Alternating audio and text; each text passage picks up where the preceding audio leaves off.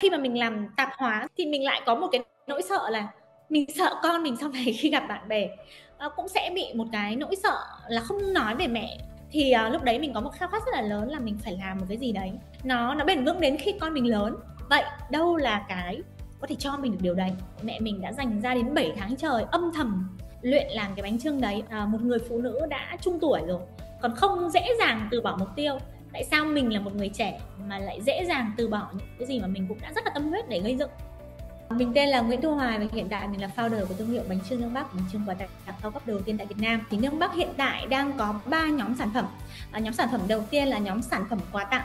Chúng mình làm những cái sản phẩm truyền thống có thêm bao bì đẹp hơn và chúng mình có những cái câu chuyện gắn vào nó. Dòng sản phẩm thứ hai là sản phẩm ăn vặt, sản phẩm thứ ba là sản phẩm tâm linh. Bên mình đã từng xuất khẩu 2 container sang thị trường Úc, 300.000 là tổng số sản phẩm bánh chưng mình đã bán được ra thị trường. Và chúng mình đã nhận được một cái giải thưởng của Google, đó là bệ phóng Digital 4.0, là một case study vượt dịch thành công.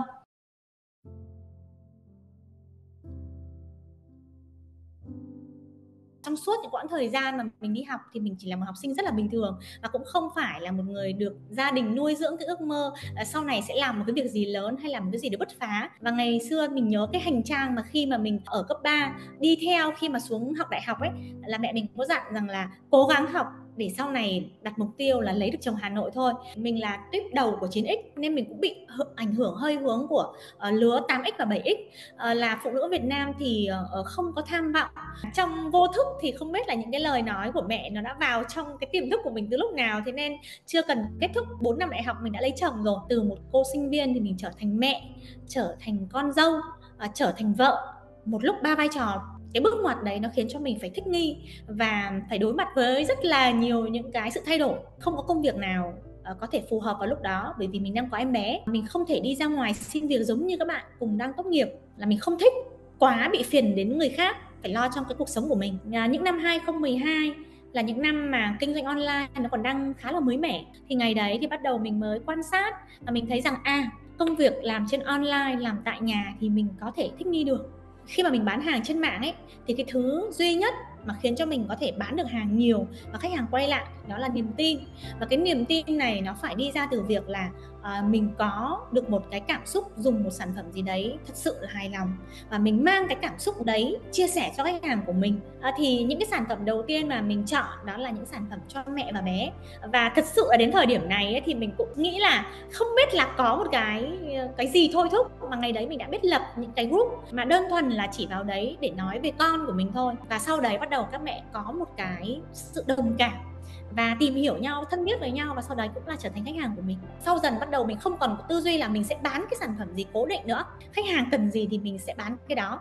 Thì dần dần mình trở thành một cái tạp hóa. Khi mà làm mẹ thì mới có được cái khao khát được con cái nói về mình một cách tự hào. Trong tuổi thơ của mình thì mình cũng đã từng không có tự hào khi nói về nghề nghiệp của bố mẹ. Các bạn đều xuất phát trong gia đình tốt hơn, điều kiện tốt hơn, nên khi các bạn giới thiệu với bố mẹ các bạn rất là tự hào. Còn đến lượt mình thì mình cảm giác là mình cảm thấy tự ti. Và khi mà mình làm tạp hóa rất là nhiều sản phẩm thì mình lại có một cái nỗi sợ là mình sợ con mình sau này khi gặp bạn bè cũng sẽ bị một cái nỗi sợ là không nói về mẹ. Thì lúc đấy mình có một khao khát rất là lớn là mình phải làm một cái gì đấy nó bền vững đến khi con mình lớn. Vậy đâu là cái có thể cho mình được điều đấy? Có duy nhất một cái sản phẩm mà nó đang chưa có tên tuổi gì, bởi vì mình bán bánh chưng thì vẫn gọi là bánh chưng thôi. Đây là sản phẩm nó có tính bền, bởi vì người Việt Nam chắc chắn sẽ chẳng bao giờ bỏ bánh chưng cả, và nó là một sản phẩm mà còn rất là nhiều thứ để mình có thể làm được. Với Nương Bắc để hành trình kinh doanh bánh chưng thì mình kinh doanh thực tế là từ năm 2012 đến 2017 là Nương Bắc làm thương mại. Sản phẩm mà mình cũng đi mình trải nghiệm và mình thấy ngon và mình mang về Hà Nội để mình bán. Khi mà mình làm được, partner của mình họ cũng muốn làm như vậy. Có một cái bước ngoặt là khi mà chúng mình đã không đi đến được cái việc là hợp tác với nhau nữa, mình buộc phải sang giai đoạn là mình phải tự làm, tự sản xuất. Thì cái hành trình mà hai mẹ con đi mày mò từ hết các làng nghề và động viên nhau, hay là câu chuyện mẹ mình đã dành ra đến 7 tháng trời âm thầm luyện làm cái bánh chưng đấy ở nhà và mình không hề biết. Một người phụ nữ đã trung tuổi rồi, còn không dễ dàng từ bỏ mục tiêu. Tại sao mình là một người trẻ mà lại dễ dàng từ bỏ những cái gì mà mình cũng đã rất là tâm huyết để gây dựng? Lúc đấy thì hai mẹ con bắt đầu nắm tay nhau và bắt đầu mình mới vẽ ra những cái giấc mơ là mình sẽ phải có một cái nhà xưởng riêng của mình vẽ ra những cái mục tiêu lớn hơn dành cho bánh chưng, và nó là những cái thứ mà bây giờ mình đang diễn ra trong cuộc sống của mình là nương Bắc. Cái hành trình này là một cái hành trình mà mình nghĩ rằng là nó đã rèn cho mình được một cái tư duy rằng là chỉ cần mình muốn, thực sự muốn và khao khát thì mọi thứ đều có cách.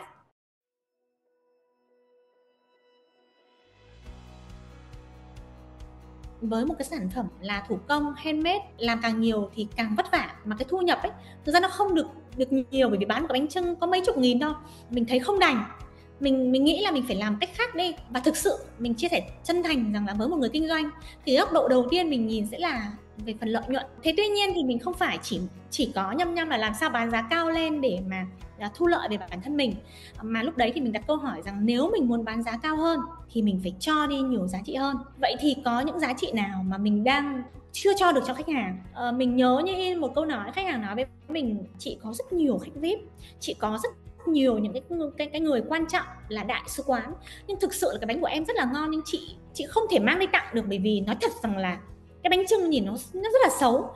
Chị vừa phải chạy ra mua một vài hộp bánh, thực ra nó cũng chẳng ngon đâu, nhưng mà đi tặng mà em, nó phải đẹp. Thế thì đấy là những cái mà mình cảm thấy không đành lòng.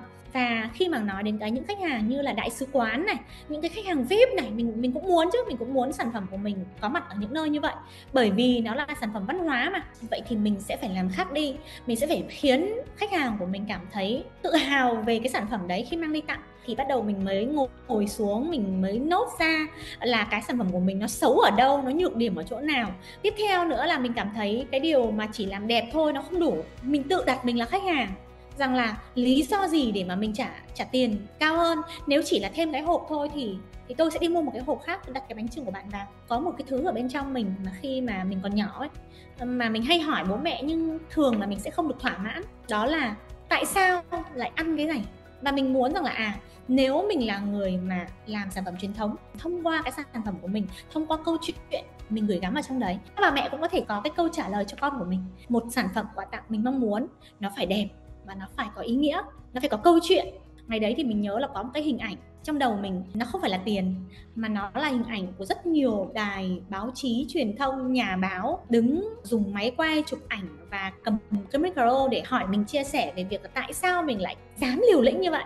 Nó giống như cái việc là cái ngọn đèn soi đường cho mình ấy. Kể cả ai có nói gì đi chăng nữa, mình cũng luôn thấy cái hình ảnh này diễn ra, và nó minh chứng cho cái việc rằng là mình không những là mình thành công, mà cái sự thành công đấy còn được ghi nhận.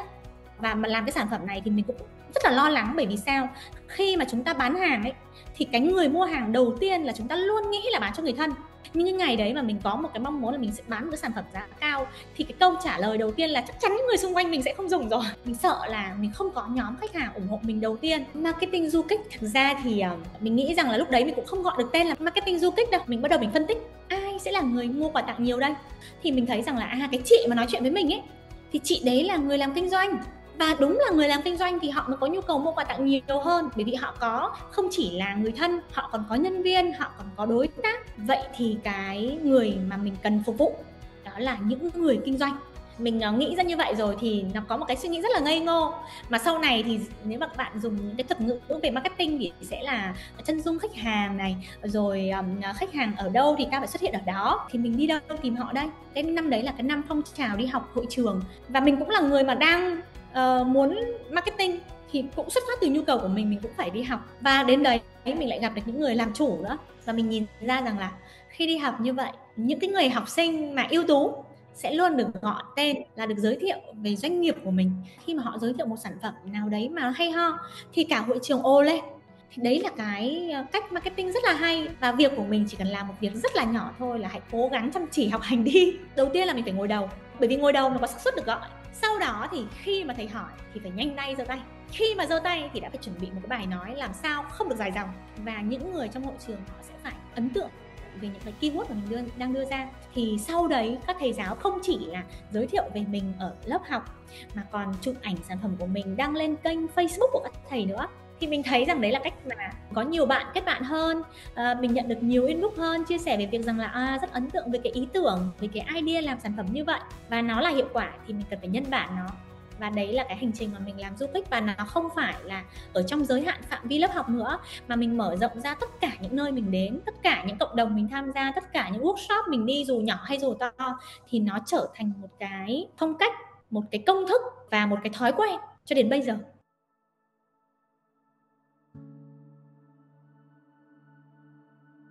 Sau khi nâng mắt thành công một cách rất bản năng thì đến năm thứ 2 thì thực sự mình có một cái sự lo lắng. Nếu như mình đã thành công mà mình không thể trả lời được vì sao mình thành công thì mình sẽ không thể nào duy trì được cái thành công và kết quả đấy. Thì lúc đấy là cái lúc mà mình cũng đã thấy rằng là mình phải đi học. Thì bắt đầu khi đi học mình bắt đầu có những cái tư duy là mình phải có plan, mình phải có kế hoạch, mình phải có đường dài. Mình không thể nào mà hôm nay bán và biết ngày mai. Mình bắt đầu tự tập plan cho những cái giai đoạn ngắn hạn hơn, là mục tiêu tháng, thậm chí là mục tiêu tuần. Xa hơn nữa thì mục tiêu theo chiến dịch, là theo quý. Còn bây giờ bọn mình đã nhìn đường dài hơn, là cả một năm chúng mình muốn điều gì. Một trong những giá trị cốt lõi mà mình nói rất nhiều với nhân sự, doanh nghiệp nào và cá nhân nào cũng nên phải sở hữu, đó là cái tính linh hoạt. Khi mà mình làm được thành công bánh chưng thì mình sẽ đặt câu hỏi là what's next, là tiếp theo là gì nữa. Mình có doanh nghiệp của mình có đội ngũ thì mình phải nghĩ ra cách làm sao để có được cái tiền để nuôi đội ngũ của mình trước đã. Từ việc là làm bánh chưng thì bắt đầu mình mới nhìn ra được rằng là mình đang bán một cái sản phẩm cho một ngày Tết thôi, nhưng Việt Nam có 4 ngày Tết thì mình có thể phát triển thêm được này. Thế khi mà mình đã ra được 4 cái Tết rồi thì mình vẫn gặp một bài toán rằng là những ngày thường, có những ngày vẫn không có việc thì mình phải có sản phẩm bán hàng ngày nữa. Ví dụ như là nhóm sản phẩm ăn vặt đi, quẩy này, bọn mình sáng tạo hơn, làm những cái sản phẩm như ngày trước ấy thì xôi mít xôi xoài thì thường là sẽ nghĩ là của Thái Lan, đúng không? Có nhiều bạn là còn phải xách tay từ bên Thái Lan sang. Thế nhưng mà mình thấy rằng ở Việt Nam, gạo nếp của Việt Nam cũng rất là ngon và mình hoàn toàn có thể học hỏi được cái đó. Rồi là bọn mình khai thác thêm từ cốm, và khi mà mình có sẵn sở hữu một cái nhóm khách hàng là công ty rồi, công ty mà liên hoan event ấy, thì họ đều làm tea break bằng những cái sản phẩm là bánh kem. Và mình thấy là tại sao lại không làm tea break bằng những sản phẩm truyền thống. Rõ ràng là cũng là những cái món finger food mình cũng có thể làm nhỏ nhỏ như vậy, và mình đã làm ra cái dịch vụ là tea break bằng sản phẩm truyền thống và cung cấp cho các công ty. Tiếp đến với những cái sản phẩm tâm linh thì với một cái người phụ nữ mà bận rộn thì sẽ không quá là hiểu biết về việc rằng là thờ cúng sẽ phải làm gì, và thậm chí là đôi khi còn quên luôn cả ngày rằm mùng 1. Thế thì những lúc như vậy thì mình cùng với team của mình đã làm ra những cái combo đồ cúng. Thì đấy là cái mà bọn mình rất là cố gắng linh hoạt, thay đổi, làm mới sản phẩm, làm mới cách bán để làm sao mà khách hàng sẽ cảm thấy không bị nhàm chán, khách hàng cảm thấy tiện hơn, nhanh hơn, và tần suất khách hàng quay lại với chúng mình nhiều hơn. Nếu như mà mới bắt đầu kinh doanh hoặc là bắt đầu kinh doanh sản phẩm truyền thống thì mình nghĩ đầu tiên sẽ phải là sự kiên trì. Khi mà bạn vào một cái ngành nghề nó có rất là nhiều rào cản nhé, hạn ngắn này, thủ công này, bạn scale up số lượng lớn vào một thời điểm nó sẽ khó này, chưa có quy trình quy chuẩn này, chưa có nhiều máy móc này, chưa có nhiều công nghệ này, thì nó sẽ đòi hỏi cái sự kiên trì của các bạn rất là nhiều. Thứ hai nữa, lời khuyên của mình đó là sự học hỏi. Ai khi kinh doanh cũng đều muốn mình khác biệt, nhưng mà với mình để làm được sự khác biệt thì đầu tiên các bạn cần phải làm đó là biết làm giống. Khác biệt không phải là làm một thứ mà không ai làm hoặc là chưa từng có trên cuộc đời này hay là chưa từng có trên thị trường, mà khác biệt đỉnh cao là bạn phải biết khắc phục được những cái thứ mà người khác không làm được, nhưng bạn vẫn phải đảm bảo được cái thứ họ làm tốt bạn cũng làm được. Thứ ba là kiên định. Mà chúng ta chọn một cái thứ khó, chọn một cái thứ mà ít người làm, chắc chắn chúng ta sẽ nhận được những cái lời khuyên, lời cản rằng là đừng làm. Thế tuy nhiên thì chỉ có sự kiên định với cái quyết định của mình, các bạn mới có thể vượt qua được những cái lời tiếng nói nhỏ như vậy. Không có gì xảy ra trong cuộc đời này nó là vô ích, và nếu chúng ta coi tất cả những cái gì mà diễn ra trong cuộc sống đều là một bài học thì chúng ta sẽ cảm thấy luôn luôn muốn chào đón tất cả những cái thứ mà chúng ta gặp phải. Vậy thì đấy là những cái thứ mà mình đã áp dụng rất là nhiều trong cái hành trình mình kinh doanh từ lúc mình khởi nghiệp cho đến bây giờ, và mình nghĩ rằng nó vẫn sẽ đúng cho đến thời gian sau này.